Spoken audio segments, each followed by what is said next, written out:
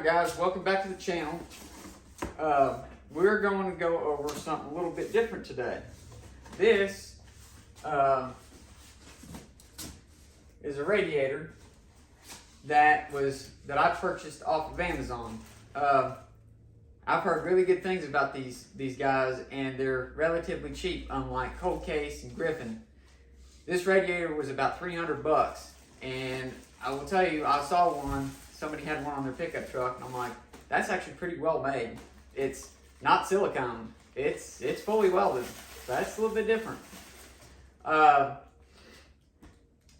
This radiator comes with the fan assemblies, and they have them for all the older vehicles, and the company's called Alloyworks. They do have a website, and they do sell on Amazon, and I think they sell on eBay and a few others. It's definitely worth checking them out, because Cold Case radiator for an aluminum radiator with a fan assembly is easy $650, $700 bucks. Just a radiator alone from them is just $400, $450, depending on size. This one was ordered for a direct fit for this car, and like I said, it was only 300 bucks. So we're gonna actually open this, and we're gonna take an in-depth view on this thing and see what y'all think. Let me know in the comments down below if you have any other questions about this radiator too, and I could probably answer them, since I'm going to be putting it in this car. This does have the Transcore built in, but I do not use a Transcore. I always use an external Transcore anymore, just because in case something does happen with a radiator, because I bought one before, and it was a Cold Case, and the Transcore that was built inside the radiator busted, and it ended up sucking fluid back to the transmission and ruined my transmission. So anymore, I do not use the Transcore that are built into the radiators. I don't care if you get them at the auto parts store, a Griffin, Cold Case, it doesn't matter. Even your B-Cools and some of the other high dollar ones out there, like $2,200, $2,300 for radiator assembly, I just skip the Transcore. I put an external Transcore for insurance purpose. So anyway, we're going to unload this thing.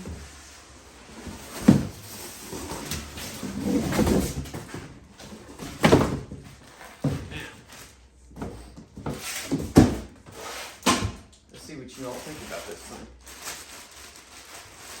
And it is polished. I can already see that right now.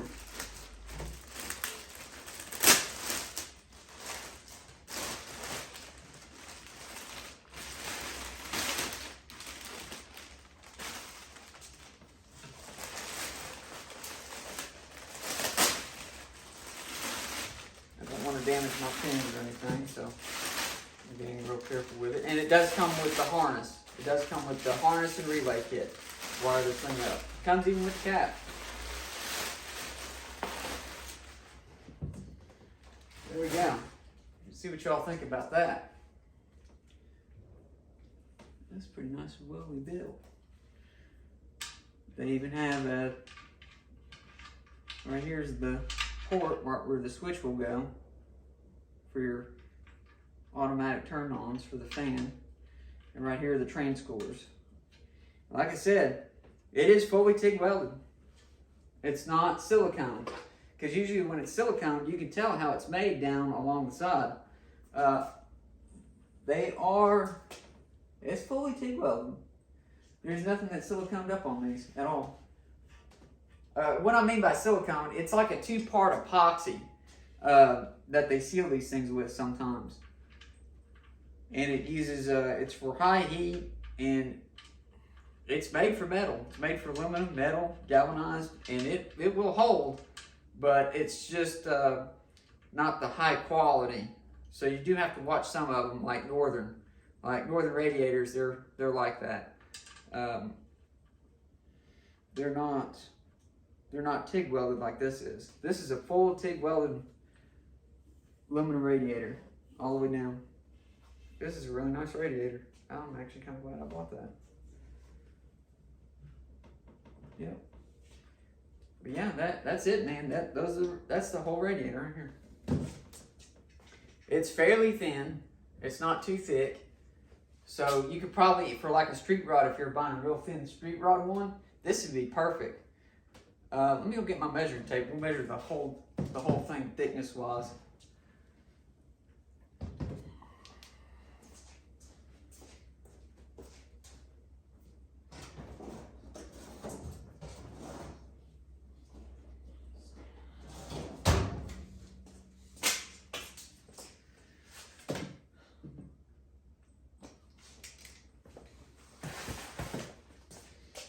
Right there, guys.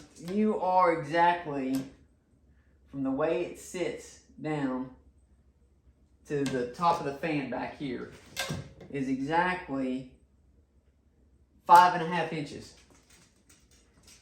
I know some of them are 6 inches and 7 inches, the fan and all together.